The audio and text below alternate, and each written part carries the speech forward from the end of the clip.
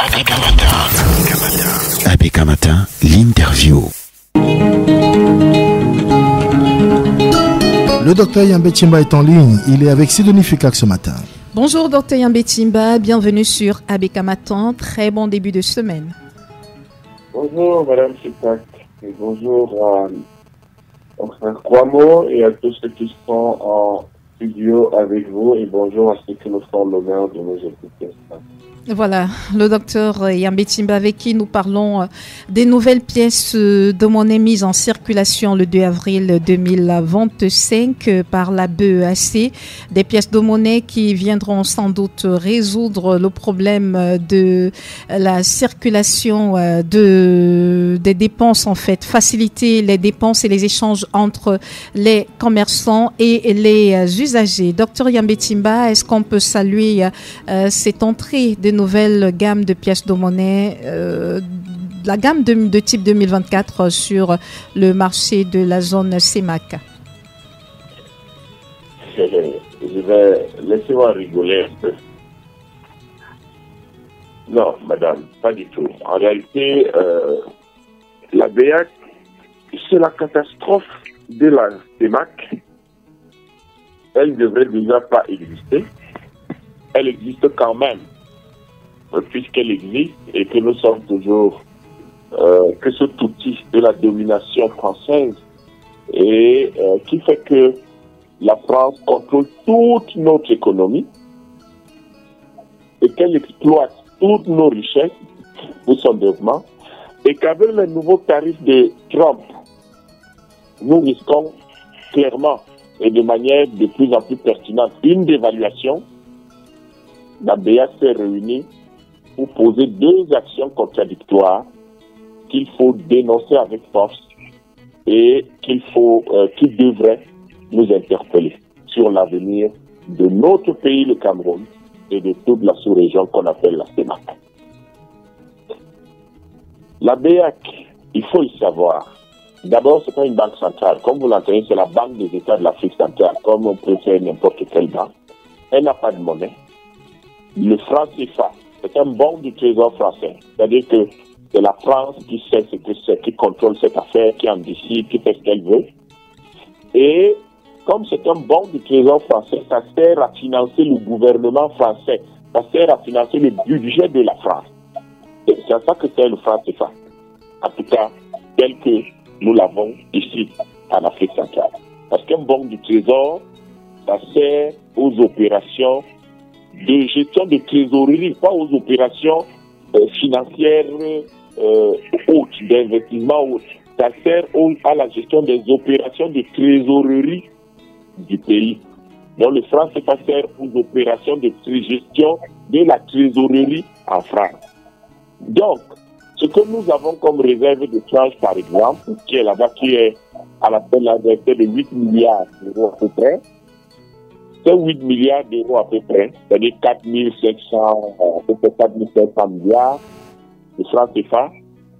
Ça va servir à la France de collatéral, de garantie, etc., si on veut, pour qu'elle emprunte 300 milliards d'euros sur le marché international. C'est ce qui est prévu dans son budget. Allez voir sur son site internet.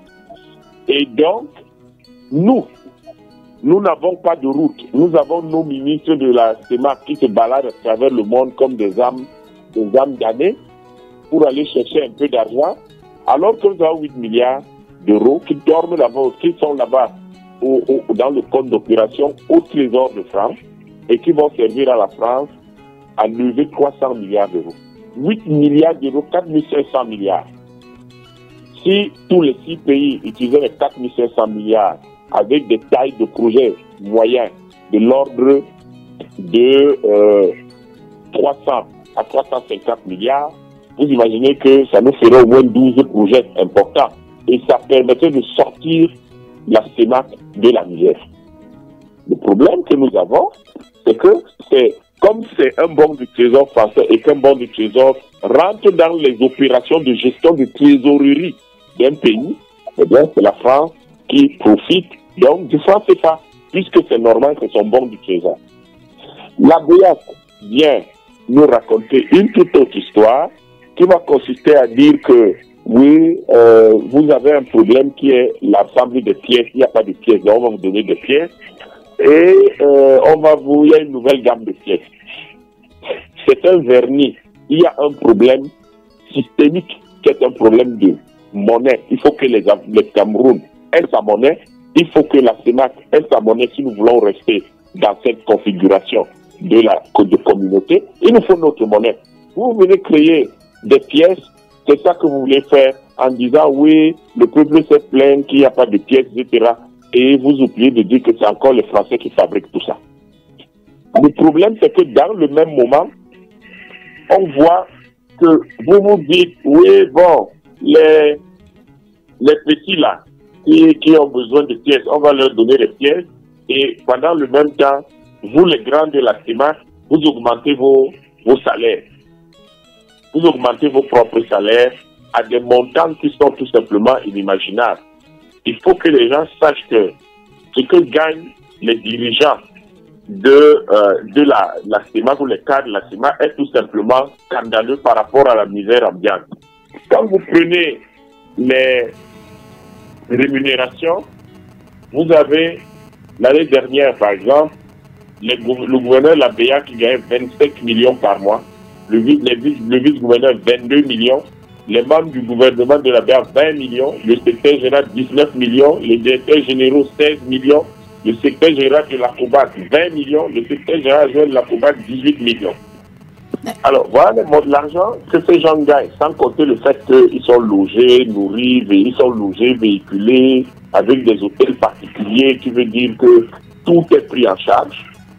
Et c'est tout ça qui fait que, malheureusement, ces gens-là vivent d'une vie totalement éthérée, qui fait qu'ils ne se soucient pas de ce que le peuple veut, ils ne se soucient pas du tout de ce que la population a besoin d'outils. Mais Docteur Yambé-Timba, est-ce que ce sont les dirigeants de la BEAC qui doivent orienter la politique monétaire d'un pays? Est-ce que ce ne sont pas les dirigeants de chaque pays, les chefs d'État? Est-ce que ce n'est pas à eux de s'assurer de ce que leur population ne vit pas dans une certaine misère, de mettre des mécanismes sur pied pour améliorer les conditions de vie de leur population? Est-ce qu'on peut faire le procès à ces dirigeants de gagner cet argent parce que c'est leur organisme et c'est comme ça que les choses ont été décidées dans leur entreprise? J'aime bien que vous appeliez ça, je ne savais pas. Non, madame, on peut leur faire ce procès parce que je vais vous expliquer quel est le problème de fond du franc CFA. Le franc CFA, dans son utilisation après qu'on a appelé la pseudo-indépendance, est un outil de corruption. C'est un outil de corruption.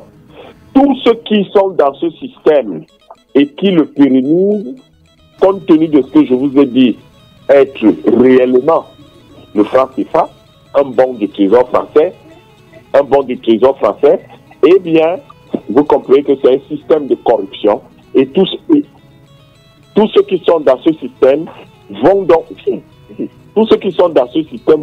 être des gens qui, parce qu'ils acceptent le système des chefs d'État à tous ceux qui dirigent la BEAC, ce sont un système de corruption. Ce système-là est mis en place pour que certaines personnes vivent une vie de prince. Et en vivant cette vie de prince, ils sont coupés du peuple et travaillent donc à maintenir en place le système grâce auquel la France va continuer à pomper les richesses de notre pays à travers le franc CFA. Les gens viennent ici et vous disent « Ouais, non, vous savez, la France, elle prend 8% de l'économie camerounaise. » D'abord, pourquoi elle reprend 8%? Elle devait représenter 0%. Est-ce que son pays ici? Elle devait représenter 0%. Est-ce que la France peut aller en Chine commencer à raconter que oui, nous représentons même combien dans votre économie? Mais les gens vont se demander, mais ils sont fêlés ou quoi? Ici, ils viennent devant notre président. Comment dire, ouais, non, nous, c'est vraiment 8%, tout ça là. Non. Vous représentez, même si vous représentez 0%, le fait que vous avez le franc CFA, que vous avez le compte d'opération, que vous ayez, que vous mettez la parité fixe, qu'on ait la garantie de convertibilité, c'est les trois éléments les plus importants. En fait, c'est ça qui signifie que c'est vous qui contrôlez l'économie du Cameroun. Or, le contrôle de l'économie du Cameroun, tous ceux qui travaillent dans la boucle, tous ceux qui travaillent dans les outils qui permettent ce contrôle-là, mais c'est eux qui sont dans la boucle de la corruption. C'est ces gens-là. Donc le franc CFA, c'est un outil de corruption mis en place par la France, parce que si nous avions notre propre monnaie, ce serait perçu différemment, ce serait une orientation différente. Docteur, est-ce que vous pensez que c'est... Oui. C'est pour ça que les panafricanistes pensent qu'il va falloir que, de toute manière, certains parmi nous en parlent depuis une vingtaine d'années, nous devons avoir notre monnaie. Nous devons l'adosser sur les richesses que nous avons. Nous devons pouvoir avoir notre monnaie pour avoir notre propre politique monétaire, grâce à laquelle nous aurons une politique économique et nous pourrons relancer et développer notre pays parce que notre monnaie sera utilisée comme un levier d'investissement, alors qu'aujourd'hui le franc CFA est essentiellement un levier de consommation. Voilà pourquoi à la BA, les gens peuvent augmenter les salaires comme ils veulent, parce qu'au fond, il n'y a aucun impact, on fait comme on veut.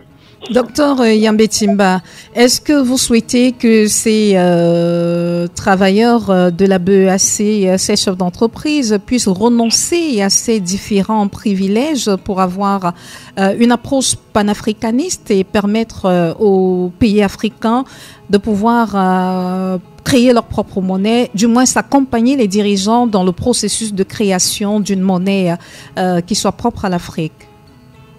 Dans l'absolu, il devrait avoir honte de pérenniser un système corrompu et un système néocolonialiste et d'être au cœur de l'outil grâce auquel ces gens-là continuent à tenir notre pays. Il devrait avoir honte. Et en tant que citoyen de cette zone, il devrait mettre fin à ça. Ils devraient mettre, c'est-à-dire que même dans leur rapport, on devrait le sentir, mais ils devraient pouvoir mettre fin à ça. Ils sont prêts à faire, ils seraient prêts à faire des grèves si on leur coupait les salaires, non? Mais pourquoi ils ne pourraient pas sauver simplement tout le pays, toute la sous-région? L'autre élément, le deuxième, c'est qu'il y a une autre chose à faire. C'est que ces gens-là, même quand on leur demande, les chefs d'État leur demandent paresseusement, parce que ce n'est pas la question qu'il faudrait leur poser, ce n'est pas les gens qui sont au cœur d'un instrument de domination, d'exploitation, de pillage. Ce n'est pas à eux que vous demandez comment doit évoluer cet outil-là. Donc ils sont englués dans un somme de privilèges, mais ils vont vous dire que cet outil doit rester en place, quitte à qu'on fasse un peu de maquillage pour que ça ressemble à quelque chose qui va apparaître mis au goût du jour aujourd'hui. Donc, je suis d'accord avec vous, c'est une décision politique. Il faut qu'elle soit au niveau politique, que les chefs d'État décident de mettre fin au franc CFA. Dans tous les cas, je peux vous assurer que si l'UPC était arrivé au pouvoir, il n'y aurait jamais eu ça. Et si l'UPC arrive au pouvoir demain, il n'y aurait jamais ça. Je suis convaincu quand on regarde leur trajectoire historique, quand on regarde leur position idéologique. Ils auraient clairement mis fin à ça. Le discours de ce parti historique était clair et reste clair. J'espère simplement qu'ils auront la chance un jour de prendre le pouvoir et de nous débarrasser de cette affaire-là. Il faut dire aussi, docteur Yambé Timba, que sur le plan politique, l'UPC aujourd'hui est un tout petit peu fragilisé avec des factions qui existent. Est-ce que le combat peut être mené dans un contexte où on a une UPC qui est acquise à la cause du président de la République actuelle et une autre qui est restée fidèle aux idéologies de ses précurseurs à l'instar de Ruben Oumiobe? Ça montre que l'UPC est le seul parti qui a l'image du Cameroun de façon réelle. C'est-à-dire divisé par le pouvoir néocolonialiste, fragilisé par l'exploitation coloniale qui veut absolument détruire tout ce qui pourrait changer la situation. Et ça montre que l'UPC est à l'image de notre pays et que et que finalement ça signifie qu'il doit y avoir un sursaut nationaliste pour que le parti corresponde à ses initiales, à son nom, l'Union. Et que ce sursaut-là va permettre justement de conquérir le pouvoir. Et c'est la même chose que le peuple camerounais. Il faut que ce peuple s'unisse enfin. Et que ce peuple se rassemble, se réunisse. Cette réunification de ce pays, cette réunion et cette réunification de ce pays vont provoquer un sursaut grâce auquel le pouvoir peut être conquis enfin par l'UPC et grâce auquel le pouvoir reviendra enfin au peuple camerounais qui, à partir de là donc, va pouvoir construire les outils de sa souveraineté, les outils de sa puissance et les outils de sa liberté. Je crois que les gens n'imaginent pas à quel point le destin de l'UPC est aligné sur le destin du peuple camerounais. Et ça, c'est des choses qui sont des correspondances qu'on peut voir lorsqu'on fait attention à l'histoire. Ces gens ont des revendications suspendues qui sont toujours là, qui existaient depuis 77 ans. Il y a, et ils vont fêter 77 ans dans quelques jours, c'est-à-dire le 10 avril, ces gens-là, ils sont pourchassés, poursuivis, traumatisés. C'est-à-dire que le pouvoir néocolonial fait pour les déchiqueter, mais ils sont toujours là. C'est exactement ce que le peuple camerounais subit. On fait tout pour rendre ce peuple pauvre, absolument lui rendre la vie la plus difficile qui soit, mais ce peuple est toujours là. Et aujourd'hui, l'interpellation, c'est de s'unir, en s'unissant autour de ces idéaux, de ceux qui voulaient l'indépendance du camp, parce que personne d'autre, aucune autre organisation ne s'est battue, n'a voulu, n'a demandé l'indépendance de ce pays. Donc, il faut que le peuple s'unisse autour de ce parti et que ce parti-là puisse enfin être au pouvoir pour pouvoir installer les idéaux qui sont les idéaux, pas du parti, mais du peuple camerounais, des populations du Cameroun, et que ce parti-là puisse enfin installer l'indépendance, le développement, la liberté et particulièrement la propre monnaie du Cameroun, pour qu'on puisse avoir enfin un levier d'investissement, pas seulement un levier de consommation, qui nous permette de faire un État entrepreneur et de soutenir un secteur privé dynamique, intègre, transparent, et qui va pouvoir être nationaliste afin de porter le développement du Cameroun là où il se doit. Je voudrais dire une chose, Madame Tikat, et j'espère que nos auditeurs pourraient le partager, parce que ce sont nos compatriotes. Oui. Docteur, lorsque certains parmi nous, pour fendre le franc CFA, pour fendre l'État néocolonial, pour fendre le néocolonialisme français et anglais dans notre pays, ce n'est pas parce que nous détestons qui que ce soit. C'est parce que nous estimons, d'une part, que si nous sommes indépendants, si nous sommes libres, si nous sommes souverains, nous avons un pays qui sera un pays riche, un pays puissant, un pays en sécurité. Il n'y aura pas tout ça. On a encore eu 12 morts à Boulgour derrière moi. Nous n'aurons pas ce genre de choses, nous n'aurons pas la misère que nous voyons tout ça, les lacs en plein centre-ville, les états d'immondices partout. Voilà les enfants qui sont en congé, ils ne savent pas quoi faire. Il n'y a aucun parc, il n'y a aucun espace de jeu qui sont préparés pour ces enfants quand ils sont dans ça. Il n'y a pas de bibliothèque où ils peuvent aller s'amuser. Il n'y a pas de centre multimédia où ils peuvent aller apprendre des choses. C'est-à-dire que vous êtes dans un état où, en réalité, on se meurt. Il nous faut notre monnaie pour que dans notre pays, on vive. Qu'on passe de cette tendance mégantropique à une tendance anthropique. Que nous passions de cette tendance à la mort à une tendance à la vie et à la créativité. Et ensuite, pour les autres, les Français, les Anglais, tous ces pays-là qui vivent du pillage du Cameroun et de la domination du Cameroun.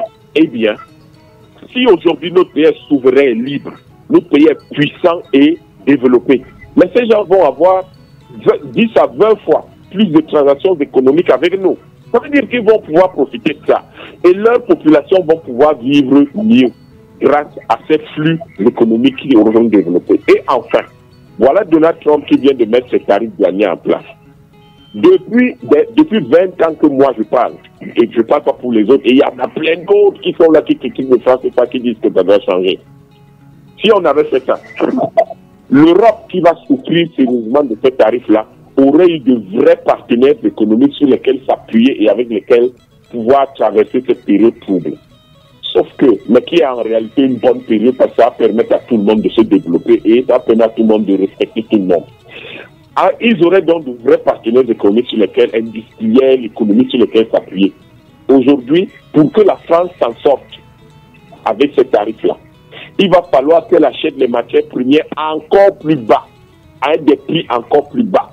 Il va falloir qu'elle puisse entrer dans nos marchés à 0 francs, sans contrainte aucune.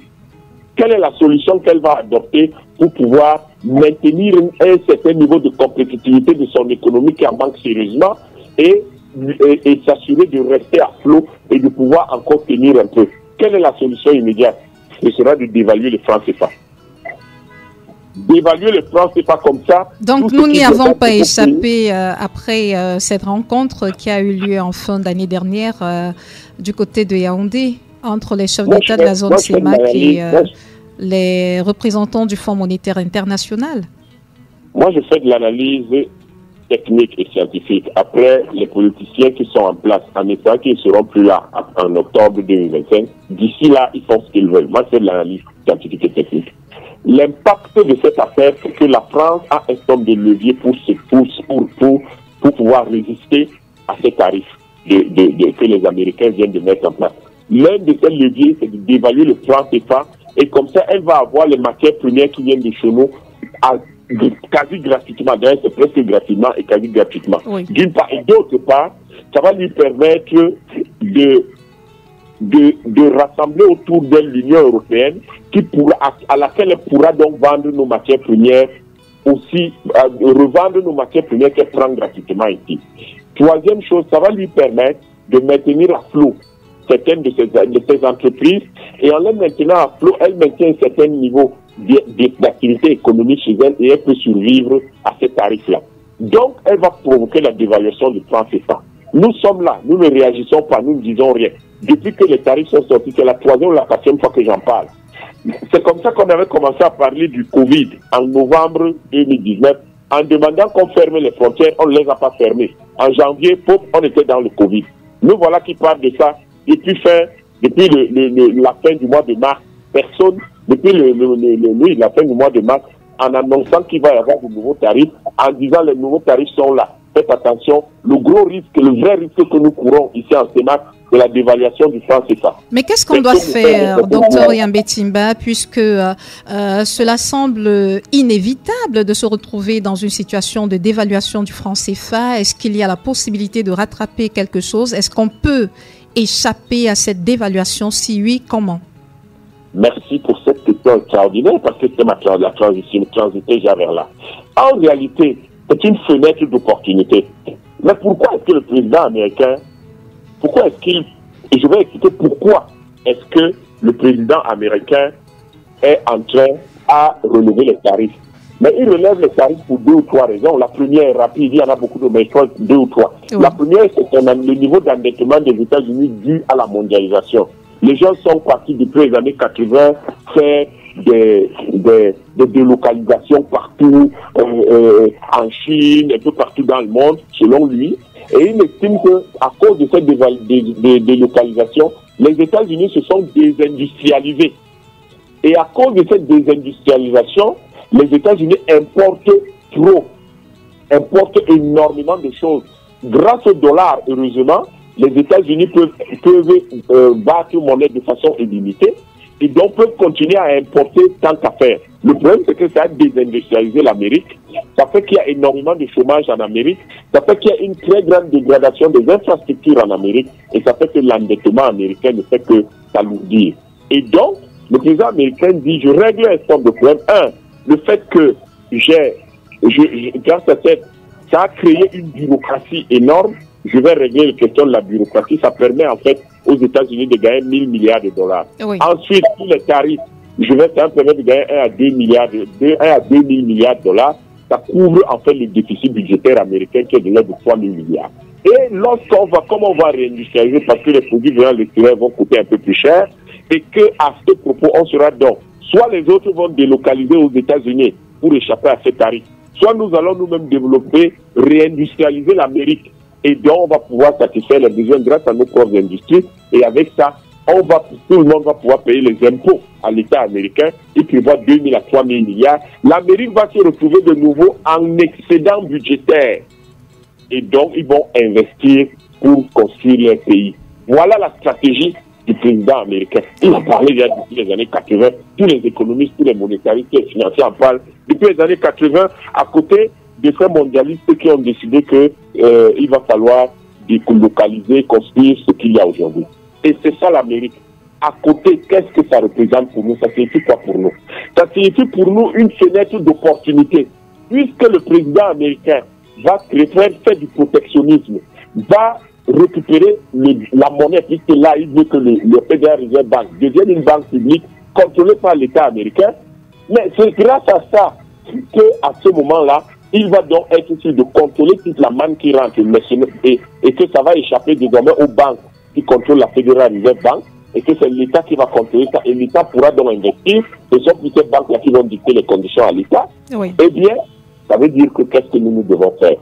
Nous devons mettre ça au franc CFA, décider que c'est fini, c'est terminé là, créer une banque publique et en créant cette banque publique, nous assurer donc d'avoir, comme ça nous allons assurer d'avoir un outil d'investissement.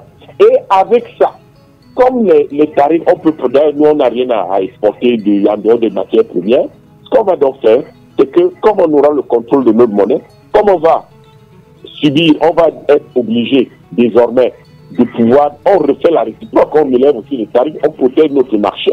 Avec ça, on va dire à nos ingénieurs et à nos techniciens et à tous les jeunes qui se forment dans les universités, dans toutes les filières, voici le temps d'être entreprenant.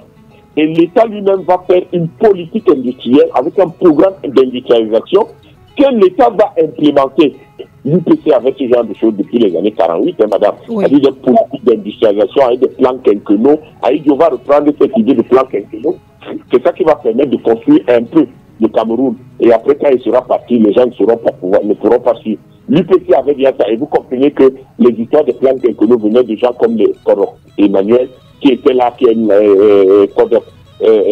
Jean-Frédéric Kodok, qui était là. Et c'était des gars de l'UPC qui ont été allés chercher Manu militaire en Europe pour qu'ils viennent implémenter tout ce qu'ils ont implémenté. Des gens comme Edouard Dim, qui il est encore là, il est architecte, c'est lui qui faisait ce travail-là. Donc, si nous avons ça, nous avons cette politique industrielle, nous mettons en place des plans de développement et nous décidons que nous n'importons plus de choses qui n'ont pas d'intérêt pour nous, qui n'ont aucune valeur traditionnelle pour nous, le riz, le blé, les choses comme ça. Et nous demandons à nos ingénieurs, nous multiplions les écoles d'ingénieurs, nous les finançons à fond et nous demandons à nos ingénieurs de nous fabriquer des machines-outils grâce auxquelles nous allons transformer nos matières premières. C'est une fenêtre d'opportunité. Mais il faut un gouvernement nationaliste et panafricaniste pour pouvoir capter tout ça et être sûr d'agir conformément. Avec ceci d'intéressant que, vous voyez, on aura le soutien des Américains puisqu'on fera comme eux. On va faire comme ces gens-là. Et en plus du fait qu'à côté, nous avons le soutien de nos partenaires, d'autres partenaires stratégiques comme la Russie. Le président actuel lui-même allé remercier la Russie pour son rôle dans le cadre, à l'époque du RSS, pour l'émancipation de nos peuples à travers la lutte de l'UPC. Donc nous allons remettre ça à un niveau encore plus puissant, encore plus étroit, pour permettre d'avoir ce soutien-là. Donc nous devons mettre ça au franc CFA. Profiter de cette fenêtre de portée parce que pour s'en sortir, la France et l'Union européenne vont demander la dévaluation du franc CFA. Docteur, et quand ils vont accompagner le franc CFA, vous n'aurez pas seulement, vous risquez d'avoir une exacerbation des conflits au Cameroun et en Afrique centrale, et vous risquez d'avoir un chaos total qu'il ne sera plus possible de gérer. Vivement comme il y a les élections cette année, que le peuple donne le pouvoir aux nationalistes. Docteur Yambé Timba, oui, vous parlez de nationalistes, mais les candidatures qui sont actuellement déclarées n'en présentent pas qui soient de l'UPC. Bon, on n'a pas encore un candidat qui a été désigné par l'UPC. Peut-être une liste de ceux qui pourraient représenter ce parti, mais le représentant de l'UPC à la prochaine élection présidentielle d'octobre 2025 n'est pas encore connu. Nous sommes qu'en avril, madame. Oui, mais est-ce qu'il ne se fait pas tard, docteur Yambé Timba? Est-ce qu'il n'est pas important d'avoir justement celui qui représentera l'UPC, de présenter son programme, de parler aux Camerounais pour qu'ils aient le temps de s'imprégner du programme de société de ce parti politique? C'est vrai que vous en touchez en bout, mais après, il reste important que les Camerounais soient informés au quotidien de ce qui sera fait par le candidat de l'UPC à la présidentielle d'octobre 2025. Je pense que nous ne sommes qu'en avril. La présidentielle, c'est en octobre, légalement. L'UPC a le temps. Et l'UPC peut présenter un candidat, puisque l'UPC a un sénateur. Et c'est un parti qui peut présenter un candidat de ce fait-là. Parce qu'il faut avoir au moins un sénateur, un conseiller municipal, oui. un député pour présenter un Nous candidat. avons parmi les candidats le professeur Jean Baïbek. Est-ce qu'il pourrait faire l'affaire, docteur Yambetimba? Il est déclaré, c'est un candidat déclaré. Oui, justement, oui, nous savons que c'est un candidat déclaré. Est-ce que lui, de votre point de vue, pourrait faire l'affaire dans tout ce qui est déroulé par vous? L'UPC n'a pas encore de candidat officiel. Donc, les gens qui sont candidats à la candidature, justement, il faut les observer. On ne peut pas en parler. On parlera le moment venu du candidat investi par l'UPC. Là, on sera dans une dynamique institutionnelle officielle. Oui. Mais ça montre qu'il y aura un candidat de l'UPC puisque les gens sont en train de... Oh, il y en a au moins un qu'on connaît qui est là. Il y aura peut-être beaucoup d'autres qui vont se décider dans ce parti-là. L'UPC... Vous pourrez nous surprendre avec votre candidature, docteur Yambetimba. Sait-on jamais? Je ne sais pas si le peuple camerounais serait d'accord que, compte tenu de tout ce que je lui dis tous les lundis matins et tout le long de la semaine à travers d'autres tribunes, que ce soit ça qui pourrait l'aider à sortir. Si le peuple camerounais décide de ce genre de choses, ben c'est très bien. S'il y a un parti ou s'il y a l'UPC qui dit, mais monsieur, vous avez des positions nationalistes, panafricanistes connues, venez nous représenter, peut-être que c'est quelque chose qui pourrait se faire, hein.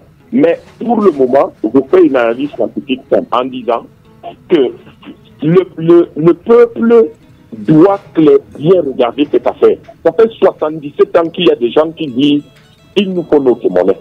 Au sein de Afana, quand il publie quand le livre qui reprend sa thèse est publié en 66, il parle déjà de ça.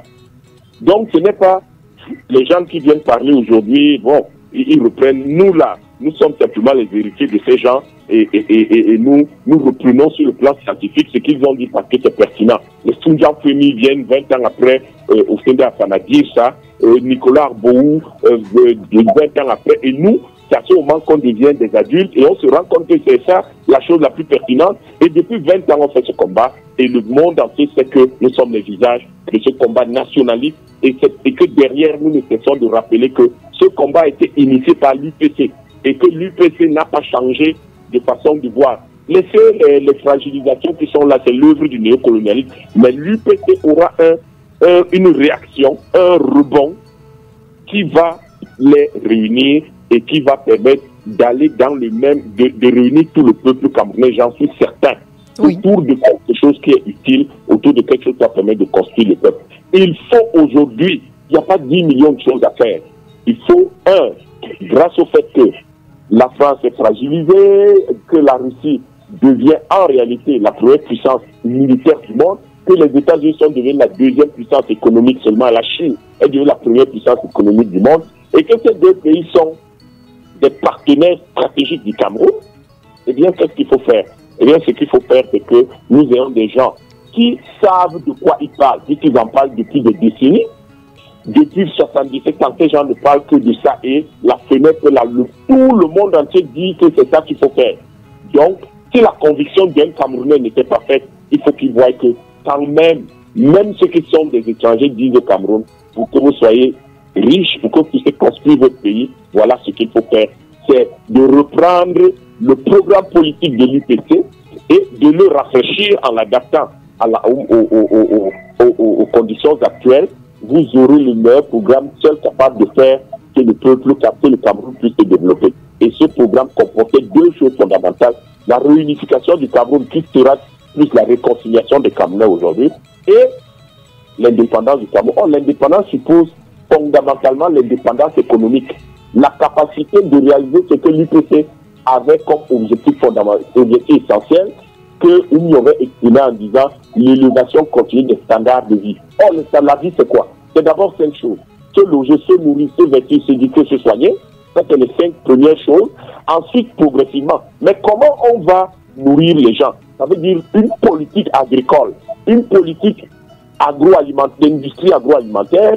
Et tout ça, il faut le financer. On va le financer avec quoi? On va le financer en utilisant le levier d'investissement national que sera la monnaie.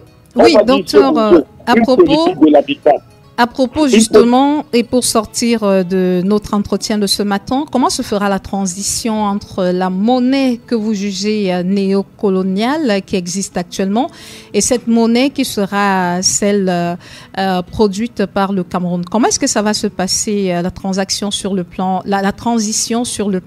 économique et comment est-ce que le Cameroun pourra, lui qui est en difficulté actuellement avec des tensions de trésorerie qui sont perceptibles, pourra mobiliser les moyens nécessaires pour développer le pays et le rendre compétitif à l'échelle internationale, comme vous le dites? Écoutez, madame, c'est quelque chose qui va se faire, qui est déjà largement étudié. Hein. Donc, on va simplement demander aux gens s'ils peuvent aller lire notre livre Porte-Mont qui vont trouveront les mécanismes là-dedans. Nous avons, la question de la gestion foncière. Je ne vais pas revenir là-dessus aujourd'hui, j'en ai abondamment parlé. Sur le plan strictement monétaire, nous avons le fait que la monnaie peut la créer en 3 jours. Il faut suffire d'avoir fait les préparatifs suffisants pour le faire. Nous avons 2 options. La première, c'est soit d'avoir une monnaie fiat. Nous avons 3 options en fait. Soit d'avoir une monnaie fiat, c'est-à-dire une monnaie avec des pièces, des billets, etc. Et à ce moment-là, il nous faut toute une industrie pour ça. Est-ce que nous allons faire imprimer notre monnaie ailleurs? En Afrique, il n'y a que 9 pays qui impriment leur monnaie. Ou alors nous allons nous équiper auprès d'un pays ami comme la Russie ou la Chine pour pouvoir fabriquer, imprimer notre propre monnaie, ici nos propres billets et fabriquer nos propres pièces ici localement. Après avoir simplement, par une loi, décidé que nous sortons du franc CFA, il n'y a rien d'extraordinaire là-dedans. Nous décidons que nous sortons du franc CFA et dès que nous sommes sortis du franc CFA, on envoie une lettre au président du Congo et on n'en parle plus. Après, ils font ce qu'ils veulent. Mais quand même, on lance l'audit du compte d'opération parce qu'il faut que la France nous rembourse notre argent. Oui. Et dès qu'on l'a fait, cette usine-là, on sécurise les approvisionnements auprès d'un pays ami qui sait le faire, la Russie, la Chine, etc. Et nous allons fabriquer nos pièces et nos billets localement. Ça nous demandera le système bancaire, le système de flux monétaire actuel ou de flux de l'argent, parce que là c'est pas la monnaie, de flux de l'argent, c'est-à-dire des pièces et des billets, resterait les mêmes pour des camions, pour des avions. Il faut sécuriser, aller approvisionner les banques et partout où il faut des pièces et des billets. Nous pouvons avoir un système purement électronique. Nous avons déjà l'expérience au Cameroun de la monnaie mobile. Donc on peut avoir une monnaie purement électronique et avoir simplement pour obligation de créer une usine qui fabrique des téléphones verrouillés strictement sur les transactions financières et sécurisées. Et on le fait et tout le monde aura son téléphone qui va correspondre à peu près à une ouverture de compte bancaire, dont le prix sera à peu près va correspondre au coût de l'ouverture d'un compte bancaire. Et grâce à ce moyen-là, nous allons avoir une monnaie électronique. Nous avons des techniciens, des ingénieurs, des managers qui savent bien gérer la monnaie mobile, et nous pourrons gérer ça. Je vous rappelle que la monnaie mobile, là, c'est une monnaie, ce n'est pas du franc, c'est des U. Oui. C'est-à-dire que nous avons permis à des gens qui sont là, qui sont des simples commerçants, de créer une monnaie, et nous-mêmes, l'État du Cameroun, ne sommes pas capables de créer la monnaie. C'est scandaleux. Ça, c'est la deuxième option, une monnaie purement numérique, en lui donnant en même temps les atouts de la monnaie fiat, c'est-à-dire qu'il n'y a pas de coût. Quand vous payez, vous ne payez pas de frais, etc. Parce que ce sera sur une plateforme de l'État et on peut financer les frais éventuels par de la publicité, par plein d'autres choses et ça permettrait donc que les usagers ne dépensent pas leur argent quand ils vont payer. Parce qu'aujourd'hui, quand vous payez, vous faites un transfert, on vous prélève des frais. Ça, c'est pas bon parce qu'en réalité, ça réduit votre pouvoir d'achat. Oui. Donc, l'État va protéger le pouvoir d'achat en s'assurant qu'il n'y a pas de frais pour les usagers et on peut les financer par de la publicité, par plein d'autres choses qui sont dans nos tablettes et on pourra les sortir le moment venu.